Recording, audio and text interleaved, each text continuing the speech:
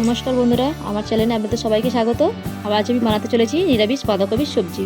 প্রথমেই নিয়ে নিয়েছি বাঁধাকপি, তারপরে নিয়েছি তেজপাতা, শুকনো লঙ্কা, 5 ফোড়ন, নিয়েছি আদা বাটা, তারপর নিয়েছি ধনে গুঁড়ো, হলুদ গুঁড়ো, জিরে গুঁড়ো, নিয়েছি নুন, লঙ্কা গুঁড়ো, আর নিয়েছি গোটা গরম মশলা, গোটা জিরে, গোটা ধনে,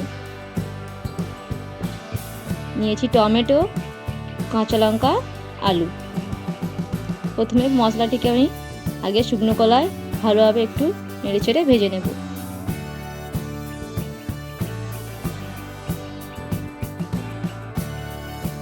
মশলা থেকে যখন সুন্দর একটা গন্ধ বাড়বে তখন মশলাটা আমি তুলে নেব। প্রথমে কড়াইতে আমি বাঁধাকপিটা দিয়ে ওর মধ্যে একটু জল দিয়ে আর সামান্য একটু নুন দিয়ে বাঁধাকপিটা আমি একটু ভাপিয়ে নেব। 5 মিনিটের মতো ভাপিয়ে নিলেই হবে। যে কোনো অনুষ্ঠান বাড়িতে এই বাঁধাকপির সবজি খুবই সুন্দর লাগে খেতে। ভাজা মশলাটা এবার আমি গুঁড়ো করে নেব।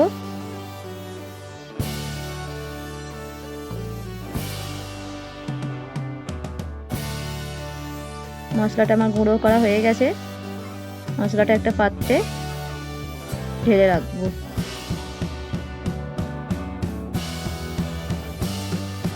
বাঁধাকপিটা এর মধ্যে আমার ভাপানো হয়ে গেছে। এবারে বাঁধাকপিটা আমি নামিয়ে নেব।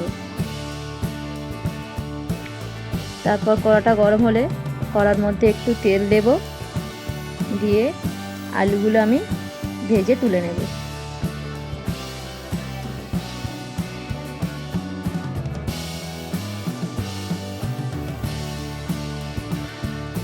আলুগুলোকে একটু ভালোভাবে একটু লাল লাল করে ভাজা হয়ে গেলেই আলুটা আমি তুলে নেব।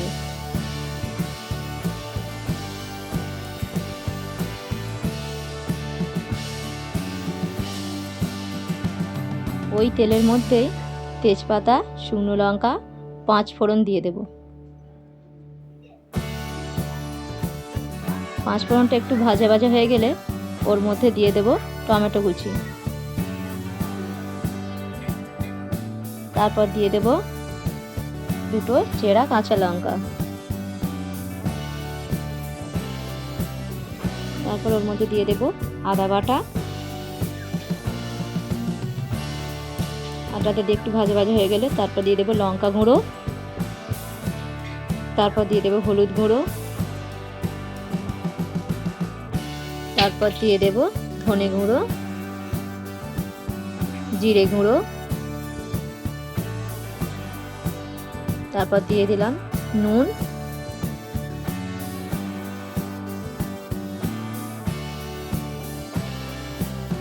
অল্প একটু জল দিয়ে মশলাটাকে ভালো করে কষিয়ে নেব।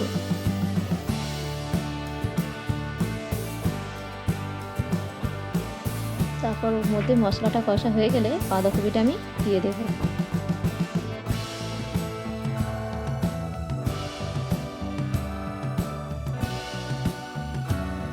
বাঁধাকপি ও মশলার সাথে ভালোভাবে মিশিয়ে নেওয়ার পরে তারপর দিয়ে দেবে ভেজে রাখা আলুটা। আলুটাকে দিয়ে আমি ভালোভাবে আরও একটু কিছুক্ষণ কষিয়ে নেব।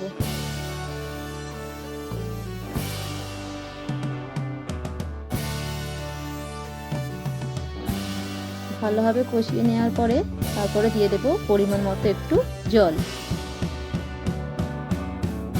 15 থেকে 20 মিনিট পর সবজিটা আমার হয়ে গেছে। এবার আমি ভাজা মশলা দিয়ে নামিয়ে নেব। যে কোনো অনুষ্ঠান বাড়িতে এইভাবে আপনারা সবজিটা বানিয়ে দেখবেন, আশা করি নিশ্চয়ই ভালো লাগবে। ভালো লাগলে লাইক, সাবস্ক্রাইব করবেন। ধন্যবাদ।